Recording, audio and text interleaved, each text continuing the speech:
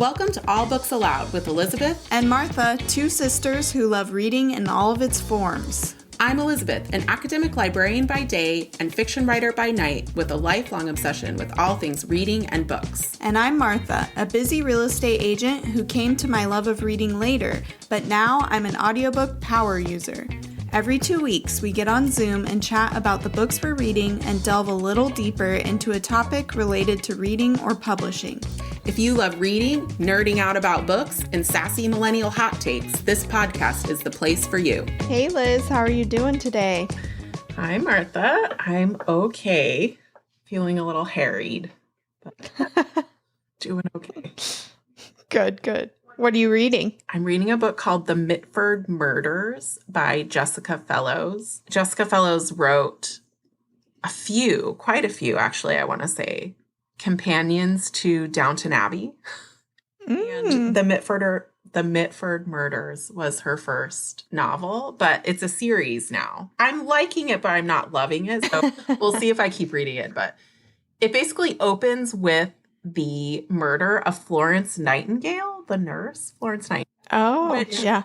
I need to look up if she actually was murdered in real life or if that is a fictionalized part.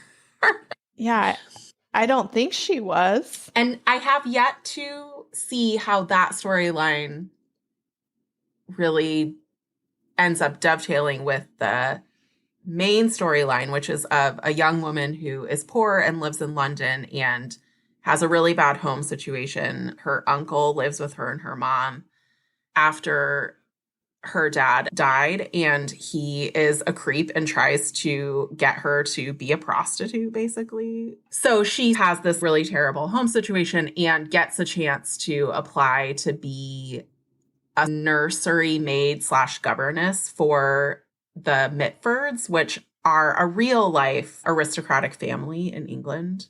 Well known. Mm-hmm. Nancy Mitford, I believe, actually was a novelist. And so they're real people that are characters in this book, but it is fiction. So it's interesting. And like I said, I've been liking it, but not loving it. Yeah, it started out a little slow because I feel like it's hard to see how the things are all going to be related. So maybe I just need to give it a chance. So that's my physical book. And then I'm listening to Gentleman's Gambit by Evie Dunmore, which is the last in that series that we talk about all the time. Yeah. And I also am not loving that, although I'm definitely going to keep going with it because I love the other book so much. And I also had the same experience of reading the third book, Portrait of a Scotsman, which ended up being my favorite book of the series, but I just didn't really love it in the beginning. And I'm definitely going to keep going with it because I think it will get better. Yeah. Yeah. I definitely didn't love it probably the first 2/3, but then as you get deeper into it, it kind of wins you over. But it's definitely not my favorite. It's probably my least favorite of the series, but I liked them all a lot. So it's not a bad thing that it's my least favorite, right? If that makes sense. Yeah. But just FYI, according to Wikipedia, Florence Nightingale was not murdered. She died peacefully in her sleep. Oh, okay. So okay. just good to know. So we make sure we have that right. I was a little bit horrified. I was like, oh my God, Florence Nightingale was not murdered on a train. That would be so sad. Yeah. Sad. And like, how could we not know that? Yeah.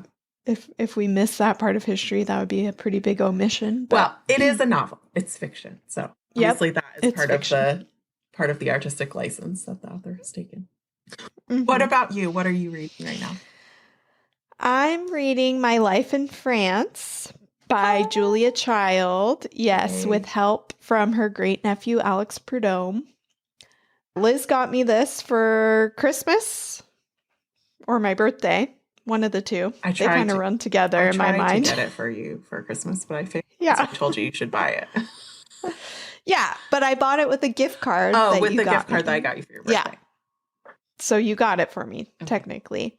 And I am really enjoying it. It's been a slower read for me. It's very cute. I love reading about her and Paul and their relationship and their time. It's been a great read, but just a little slower because it's about their lives. It's a character read. It's not like a fast plot. It's definitely not a page turner. So it's one of those that I'm just reading a few pages before bed every night, and I'm really enjoying it, but it's taken me a little time to get through. And then I'm listening to the long-awaited House of Flame and Shadows, the third book in the Crescent City series by Sarah J. Maas, which I think I said I was on the fence whether or not I wanted to read it right away. Or maybe that was Rebecca Yarros. But ultimately, I couldn't wait, and I didn't want to have FOMO and see spoilers online. Yeah, so. I was going to say you don't want it to be spoiled, and people talk about those books so much. Yeah. I'm loving it. I mean, in true Sarah J. Maas fashion, every chapter something happens and you're like, oh my God. It's really good and it's fast paced. I'm listening to it and it's 28 hours long. Oh my God. And I'm already 14 hours in, and I think I just started it last week. So yeah, it's really good. I have decided, I've made the decision that I don't think it's romantasy. I really don't. I think it's just a fantasy book with a love story subplot. And if a man had wrote it, I don't think it would be even a question if it was fantasy or romantasy. So that's my hot take for the first half of this book. Yeah. Apropos our last episode. Well, I mean, I think that even before the romance episode, I took issue with this romantasy thing anyway, because it's not a real genre in the sense that it's not a genre that the publishing industry recognizes. And so that doesn't matter so much. Obviously, when readers are talking about it, if they want to call it romantasy, whatever, I mean, I don't care. But in terms of how it's categorized and how it's shelved, it definitely seems like it fits more into fantasy in terms of the quote unquote official genres. Yeah. And I think I sent you this really funny and clever woman made this TikTok or reel, I don't remember which, about someone saying that Sarah J. Maas's books were smut, and she calculated the amount of sex in the books by a percentage. Like this many pages has a sex scene and there's this many pages of the book. And I forget exactly, I'm going to butcher it. I forget what the percentages were. Basically, her take was like, if you're recommending a book to me that has less than 30% smut in it, it's not smut. Don't even try and pass it off as smut to me. Like I am disappointed. I thought that was a really good point because she's right. Overall, compared to other books in the genre, it's not smut. Like, yeah, it's not. I sort of remember that it was like 3% or something small. Yeah, it was. Even I was surprised because I don't know, just the way that people talk about it, even though I've read them, I know what's in it. There's like one chapter in A Court of Mist and Fury that's really steamy that everyone talks about. And other than that, it's fantasy. So anyway. Well, it's also that part is really interesting too, because that is such a relative thing. I mean, obviously you can put numbers to it. So if you're talking about percentage of pages, that is more objective. But what one person feels like is really spicy, a person might not. And what one person thinks is smut, another you know what I mean? These terms are not scientific. Right. And it all depends on, like we were talking about in the romance episode, how prudish you are, how you grow up, what your attitude towards sex is, and what type of books you read. Maybe you read a romance novel that you feel like is really spicy because it's the spiciest thing you've read, but I guarantee you there are spicier out there that people are reading, you know what I mean? So yeah, it's true. Also relative. It's just, it's funny. But anyway, that long story short, yes, it's very good and I'm enjoying it. So that's what I'm reading. Good. So our topic today, we are going to talk about books as objects. Is it ever okay to throw away a book? And where's the value in books? Yeah, this topic comes up almost constantly since I've become a librarian. I have such a rant about this. There's a lot to say and a lot to unpack. Yeah. So I came up with a list of things that I think makes a book valuable. One, obviously, being the content of the book, the ideas, the plot, the story, the writing, the reading experience, a lot of the things that we talk about with story doorways, right? And the content of the book. And empathy, the benefits of reading that we've talked about at length already in our previous episodes. I feel like those are all of the things that really make books in general valuable.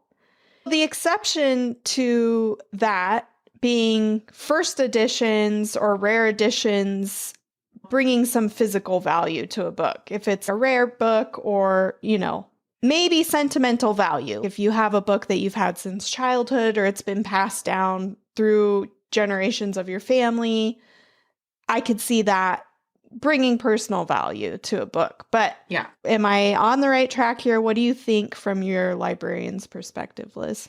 Well, yeah, I think that you're completely right. And I think that anyone who really answers this question truthfully, that has to be the answer. Books are valuable because what's inside them, right? Everything that you said, the experience of reading, the ideas in the book, the story that you're reading, the writing, the beauty of the words and the way they're put together. That's what books are. The objects, yeah, there are some books that are valuable because they're a first edition, because they're really beautifully made with expensive materials, but those things could be divorced from it being a book, right? Other things are valuable because they're made with expensive materials or because they're really old or because they're rare, right? Those are not specific to books. Those are the reasons that anything is monetarily valuable in our society.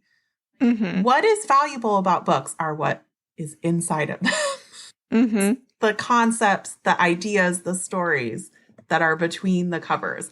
So this is the part that just makes me crazy. I think that it's so obvious to me. Maybe it's not obvious to everyone. And I accept that my perspective is my perspective. But it just seems so obvious to me that that is the case.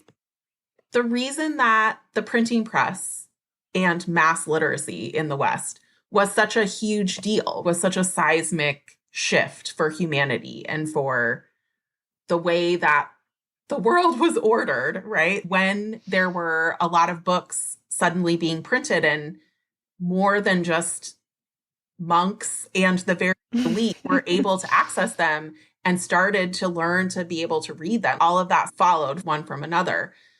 The reason that that was such a big deal is not because all of a sudden people had these beautiful objects to put on their shelves in their homes.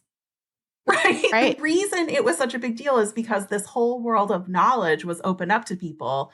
And not to get too dorky, but specifically what was open up to people was the ability to read the Bible and to see in the Bible that the words that were actually in the Bible were different from what their priests had been telling them for the however many centuries.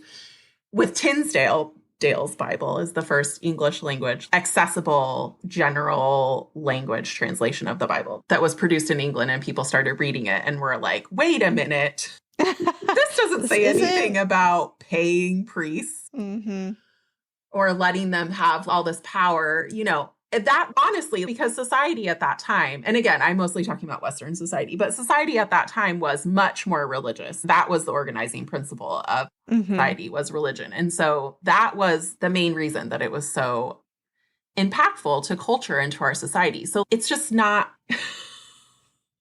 it's not about the book. It's about what the book is about. It's the inner beauty, right? Yeah. I mean, the pages are a vehicle of delivery.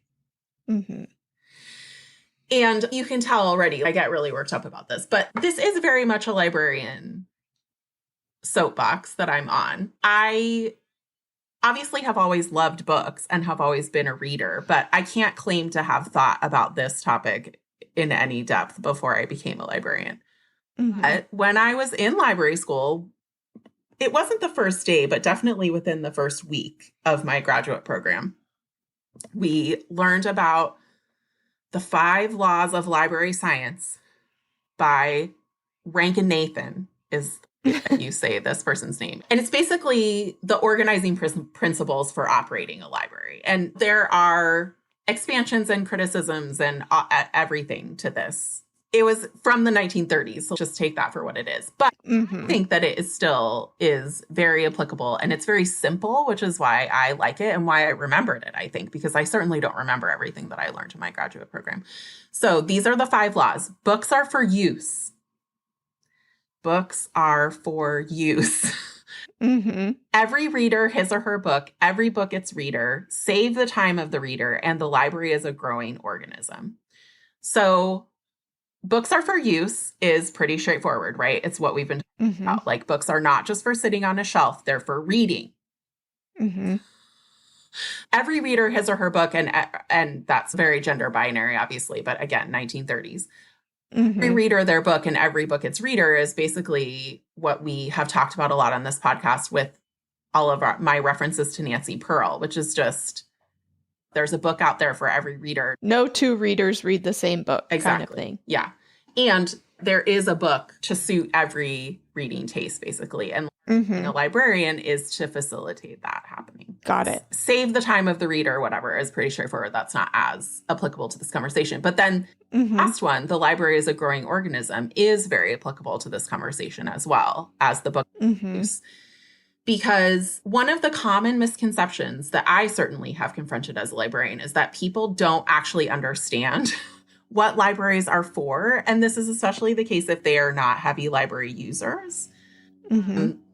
You know, as we have learned recently with my research episode and that news article that was going around, a lot of millennials and Gen Z, younger people, are using libraries at much higher rates than older generations. And so hopefully this is changing, but a lot of people don't actually really understand what a library is for. They have this stereotypical ideal in their mind. And I say ideal as opposed to idea because it is an idea, but it's sort of this romanticized version of a library. So it's just this idyllic, bucolic, you know, librarians with cat eye glasses and cardigans. You know, it's the idea that it's just about the books, that it's this storage locker for books. Basically. Is not the case. Libraries are, they're communities. They're, like this says, they're a growing organism. They're meant to serve whatever the people who are around that library who are using it need. Like we said before, the difference between the different libraries. And so that also means that the books that they have should change with the needs of the people. And so it's be a warehouse for books indefinitely. Well, I think some of the anxiety around this topic is that some people just don't know, or they're curious, or they're fearful that if they throw physical books away, is there a chance that society will lose that knowledge that's in that book? Is every book that ever came into existence digitally cataloged now? I would almost assume that that was the case, but I don't know. No. So I feel like that's part of it. They don't know how many copies of a book there are in the world, and what if we throw them all away? Sure. Yeah. I mean, and to be clear, I am not completely without empathy for people who get upset about this, right? I'm obviously being a little bit ranty about this because it's a little bit of a pet peeve. But yeah, I get that anxiety. And again, going back to what we were talking about, people's fear of throwing books away is a similar fear to the idea of people burning books. The reason that you are upset by that is not because they're burning the physical objects of the books. Right? If they're burning math textbooks from the 1970s, that's not upsetting, right? It's not actually just that it's a book. Right. It's not idea, just the physical thing. Yeah. It's the idea that a book is being burnt or being thrown away, put in the dumpster, that has value, and that we are losing something by that happening. So yeah, I think that you definitely have put your finger on the source of that. The answer to your question is, well, it can be both short and long. So basically, not every book is digitally cataloged. No. Or digitized, not cataloged.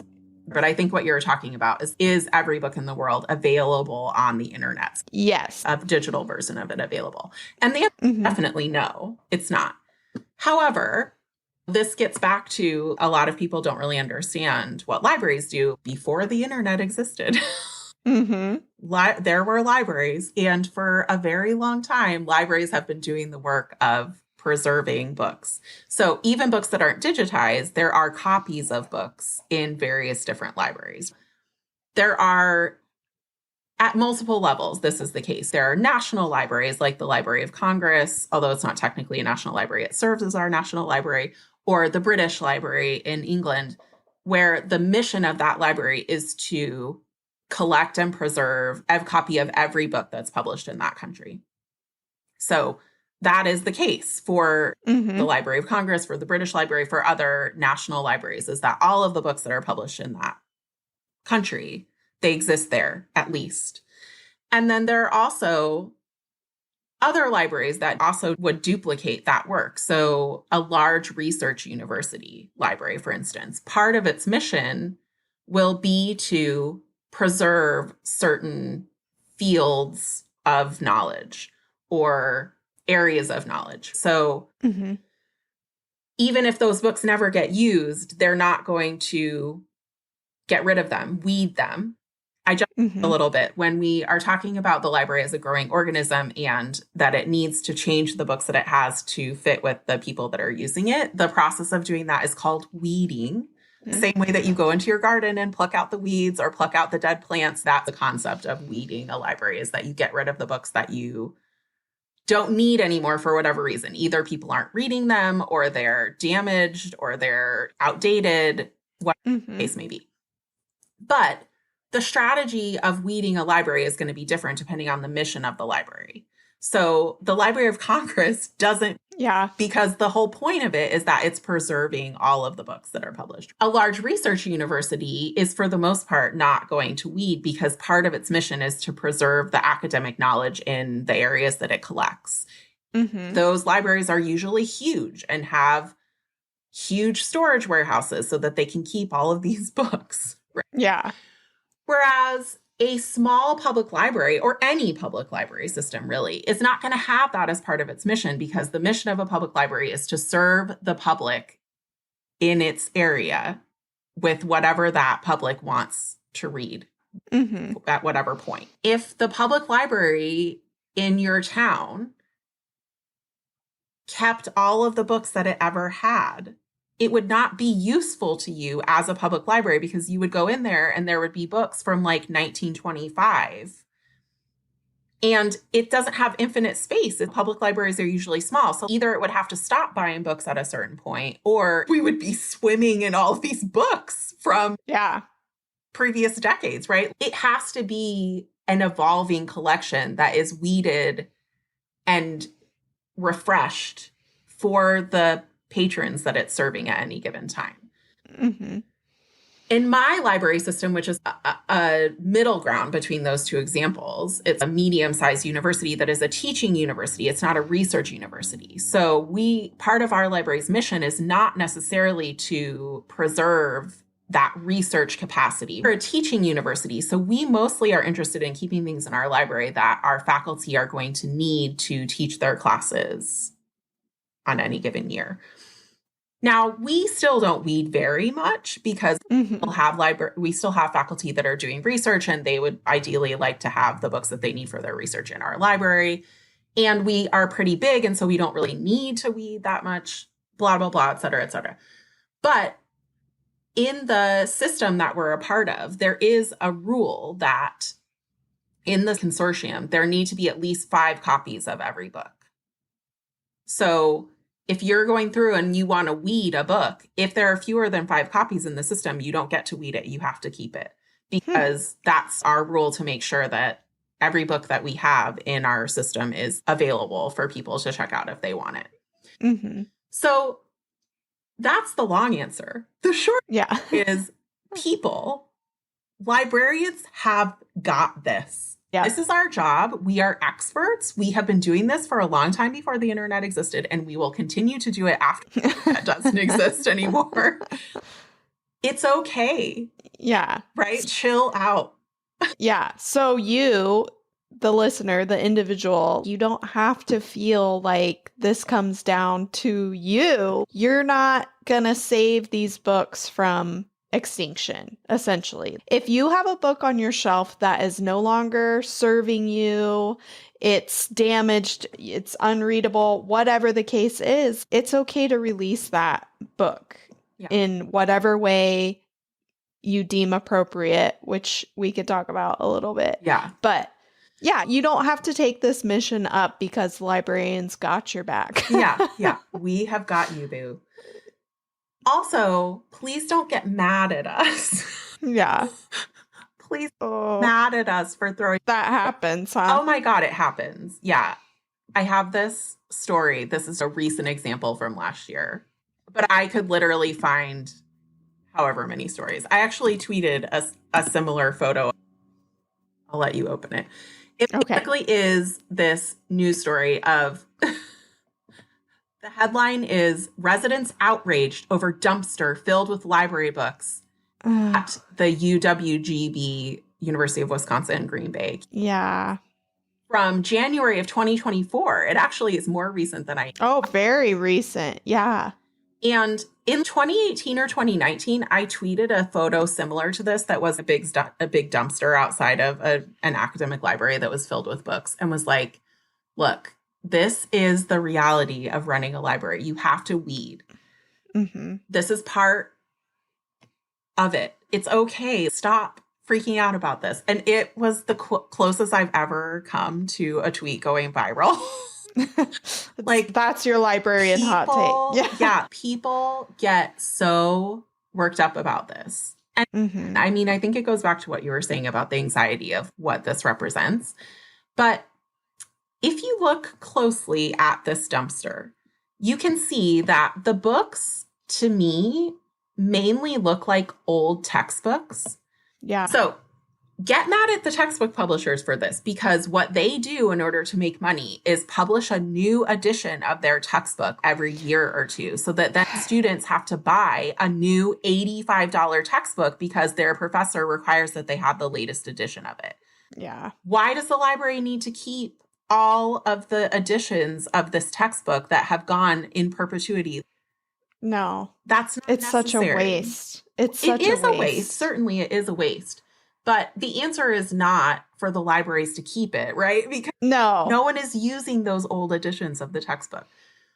The photo that I tweeted that people got so upset about was mainly bound volumes of old academic journals. So one of the things that libraries do with physical copies of academic journals is that in order to maintain them and keep them from getting worn out, they'll take 4 or 5 of the paper magazines and put them between hardcovers. So it looks like a book, but it's actually 4 or 5 issues of an academic journal.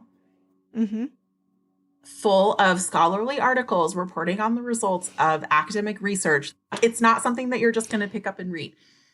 Most of the time, if libraries are getting rid of those bound journals, it's because they have digital versions of all of those articles in their databases. Sometimes multiple duplicate databases have the digital versions of those articles. And even though people, for their recreational leisure reading, are still really attached to physical books, people, like we talked about in my research episode, the majority of people really like to read physical books for their recreational reading. That is not the case for academic reading. Yeah. Far and away, people prefer having PDFs of those academic articles when they have to read them. That goes for students and for faculty that are using them for their research. Because it's a lot easier to Control F and find a term or, read it on different devices. So no one is using those physical copies of those journals. It's just that image of books in a dumpster is a journalist's dream of getting people to react to their news story and click on. Yeah. Definitely. So what do the libraries do when they weed books? I mean, do they just throw them away, or is there anything else that you guys do first to go through the books that you Yes. don't want in the library anymore? Thank you for asking that question, because I just jumped straight to the dump. I'm so ranty about this stuff. Right to the controversy. But no, of course, that's not the first step. And it's actually last resort. Yeah. Mm-hmm. A library will have exhausted a lot of other options before they actually put books in a dumpster. So again, this depends on the library and on its mission and on what type of books it has, and also on the rules that bind it. But for the most part, libraries will have book sales, right? This is mainly a public library thing, but we even do this. Every couple of years, we'll have a book sale in one of the classrooms in our library, and people can come by and buy the books for, nothing. Like a pittance. Yeah, which public library book sales are the same. And those are great because the money goes back to the library and it helps support the library, which especially public libraries really need that because they tend to be very underfunded by local governments. And I think that the books that we sell in our book sale maybe go into our foundation account, which we have more freedom in how we can use it. So we can use it for lots of different things. Whereas we can't just give our books to a used bookstore, say, because we are funded by the state. And this is the case for a lot of academic libraries. There are limits to the things that they can do with books that they don't want anymore because they're funded by the state. And so the books are technically state property. And you can't make a profit off of selling state property, usually. There are a very good reason for those laws, I'm sure. It was made for library books, right? For books, yeah. It was made to keep people from being super corrupt and selling state property to make a profit. But result of that is that there are a lot of academic libraries, there are only certain things that you can do with the books. One thing that I know academic libraries do, I'm not sure about public libraries, but there is an organization called Better World Books. And there probably are other organizations that do a similar thing, but this is the one that I know of. And I think it's the biggest one in this space. But basically, they take book donations from libraries, maybe other places too, but definitely from libraries that they're getting rid of, and give them to people in other countries who need them. Which is great. They're a nonprofit organization, right? That it's a wonderful thing. It's not like they just take anything and dump it off on people. They have very strict guidelines about what they accept in terms of the content of the book and also in terms of the physical condition of the book, the type of book, based on what people want, what they're going to use it for. If it's going to a school, they might want certain subjects. Just because people are living in a country that isn't as wealthy and privileged as the U.S. doesn't mean that they just want all of our trash, right? Yeah, definitely. So there is Better World Books. They do exist and they're a great organization, but that is also not the answer for getting rid of all everything the library might need to get rid of. Yeah. But my library, I know, sends books to them. So we'll go through all of those different avenues of getting rid of the books before we throw them away, right? Libraries basically only throw away books when they have to, either when they're physically destroyed or when no one wants them or when there's nothing else that we can do with them because of the laws that I was talking about earlier. So it is kind of the last resort, but it does happen, right? Sometimes it has to happen. We have to get rid of some books. I looked it up quickly before this episode and it was just really quick. So take it with a grain of salt. I looked at Wikipedia and a couple of other places like that. But it looks like to me, there are between 3 and 4 million books published per year in the world. And that doesn't mean copies of books, individual books. Wow. And then think about all the books that are New York Times bestsellers that there are like tens of millions of copies. Yeah. Or hundreds of millions of copies sold. We would be drowning in books. Yeah. If we didn't get rid of some of them. Yeah. Just too many physical objects. Yeah. To never throw them away. Definitely. And I think some people are drowning in their old books and don't know what to do with them. So I'm glad that we're talking about this. So on a personal level, I know that you read a lot of library books, so you might not have as many physical books lying around your house as other readers, but what do you do with your personal books that you don't want anymore? Yeah. I was laughing because obviously I love books. And anyone who listens to this podcast, I feel like that is not something that anyone could seriously accuse me of not loving books. But No. my husband Alex teases me all the time about how I don't actually like books because he's heard me go on this rant before. And also, I don't really keep a lot of physical books in my house. I don't buy books. I really like going into bookstores. I like looking at the books. But I don't really buy books, and I don't like to keep them in the house unless they are special for some reason. So I have one bookcase that is mostly full of books that grandma gave to me, or mom, or left to me when she died. Yeah. And I have a couple of other books that have sentimental value to me. But those are kind of the only books that I have in my house. Yeah. Which I think is great. That it's so sustainable. I love it. I think it's great. It's funny, though, because it's not, again, we're going back to this stereotypical ideal that people have of and librarians. And readers. It's not the image, I think, that people would have of a librarian's house. It's not full of books. It's just not. You don't have a library in your home. No, because I go to a library every day and I can have any book I want. And I love freedom. I love what we've talked about before. I don't buy books that I don't know I'm going to like. I love the freedom to be like, I don't like this and I didn't pay $20 for it. I'm not going to keep So I'm going to stop reading it. Yeah, totally.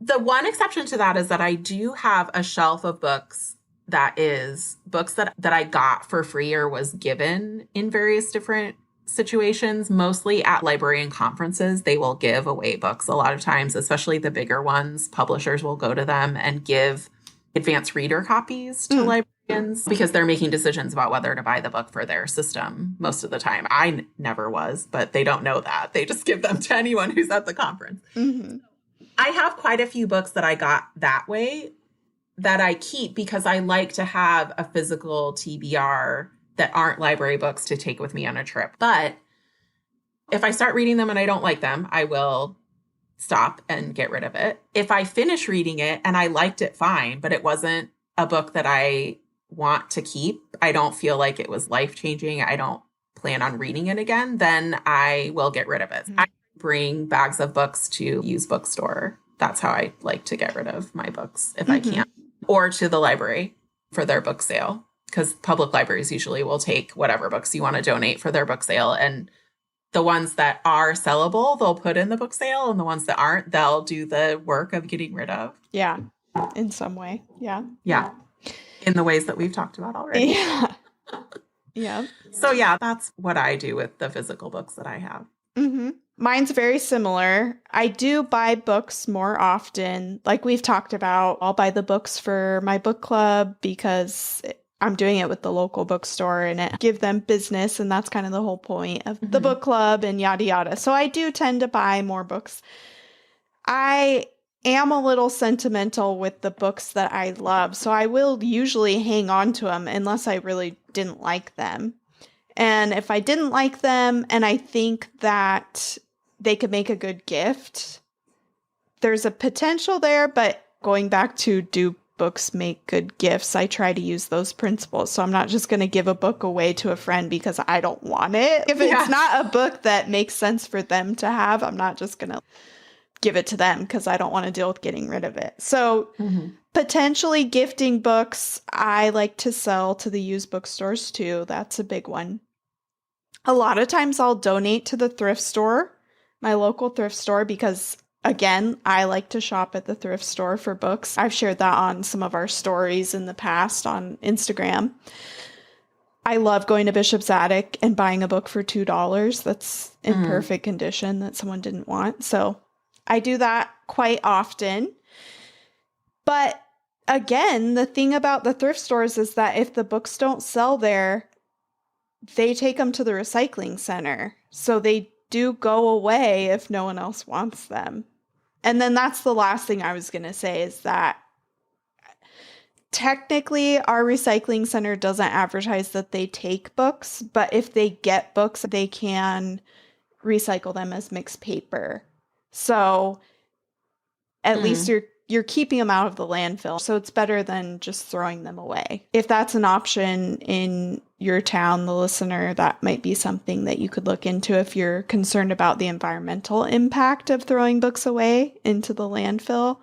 Check and see if you can recycle them. Yeah, that's great. I actually had no idea. Now that you say it, it totally makes sense, but I never really thought about that. I mean, because I just let the bookstores and the library do that work for me. It's totally fine. You can do that. But yeah, you were saying you have to know that that's what's happening. Yeah. Thank goodness that that's what's happening, because that thrift store or that library wouldn't be usable if they never threw anything away. Right. Like they kept all the clothes that people donated to them. I mean, yeah. People bring things to thrift stores all the time that they just don't want to throw away. Yeah. They don't do the emotional labor of throwing it away, which I understand, but you would not want your thrift store to put everything that people bring out on the shelves. That would not be a usable space as a thrift. So the same principle exists with books. Not every book is resellable for whatever reason. Yeah, and I know for a fact that a lot of the clothing from the thrift stores ends up at the recycling center too, and they recycle textiles. So it is something that I think is worth considering, is the environmental impact, just like anything, right? Like clothing, food. I mean, we as a society have a big problem with overproducing, overconsumption in general, and reading is a good example of an area where we can try and be a little more mindful with the way that we consume these books. So there's a few ways that we can read more sustainably, if that's something that you're invested in or curious about, or if that's part of the reason why you're someone who's against throwing away books. Obviously, the low-hanging fruit, the obvious answer is using the library, checking books out from your local library. Yeah. Audiobooks and using e-readers. That's another big one that we've talked about a lot on the podcast. Reading apps like Libby. So if you're trying to be sustainable and also save money, Libby is a great app. You just have to have a library card and you can digitally check out thousands, if not millions. I don't really know how many books they have in their catalog. Yeah, I don't know if a lot of people know that. Again, if you're not a user of the library, you might not know that libraries have apps and digital interfaces for books. So Libby is one example, but a lot of public libraries also use something called Overdrive. Academic libraries use different things. The app that we use at my library for the recreational books is called Boundless. There's all sorts of apps and platforms for reading and listening to books that libraries use. So it's not just that if you are checking out a library book, you have to check out a physical book. If you prefer to read ebooks or listen to audiobooks, you can get those through the library too. Yeah, there's so many great ways now. And then, of course, like we already mentioned, shopping at the used bookstores, the thrift stores. There's lots of ways to get used books for sure, which I'm sure most people already are aware of in their community. And yeah, like we already talked about, recycling. You can recycle books that you no longer want. That might be the last ditch effort before you just throw it away, is bring it to a recycling center. Is there anything else I'm missing? I mean, I really think that this is a great way to wrap up this episode, because for me, this is the point of the process to focus on, right? If you get upset about the idea of throwing books away, and we haven't convinced you that it's really okay, then the place to focus your efforts is up the chain before the book is able to be thrown away, right? Thinking about maybe how do we buy less? No judgment to people who buy books. I'm not doing that. But if this is something that you're worried about, like thinking about buying fewer books or helping yourself and others in your community read more sustainably, that's the place to focus your efforts, as opposed to once you're so downstream that you have a book that is literally trash. Yeah. And needs to be recycled. Like, that's not the point at which we should be focusing our efforts on it.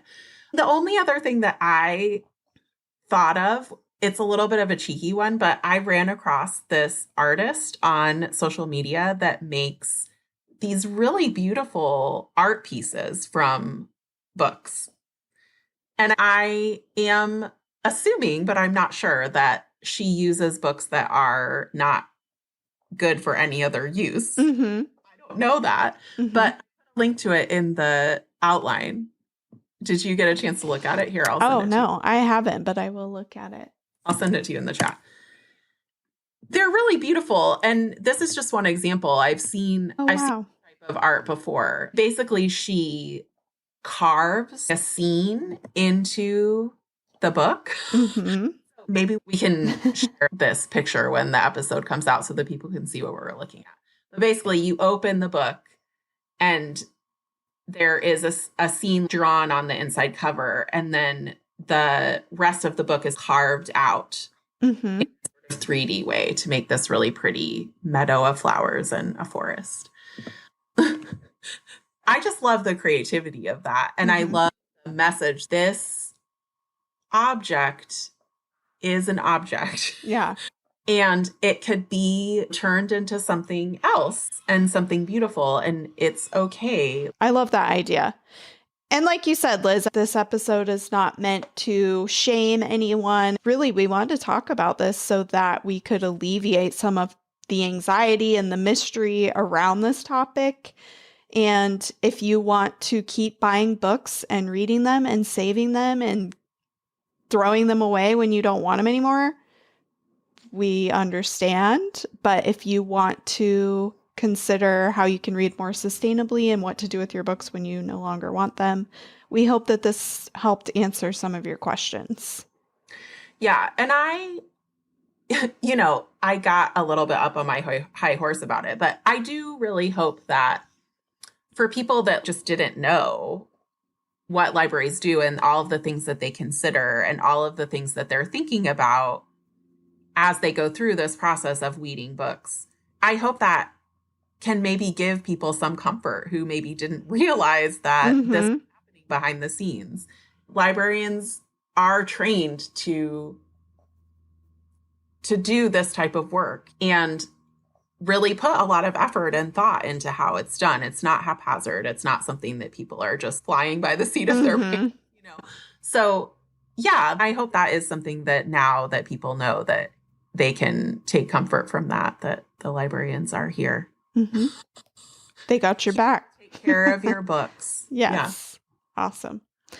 Well, thanks for talking about this with me today, Liz. Yeah, thank you. If you haven't listened to our other episodes, I encourage you to go back in the archives we have going and give some of the other episodes a listen. Make sure you subscribe wherever you get your podcasts so you never miss an episode.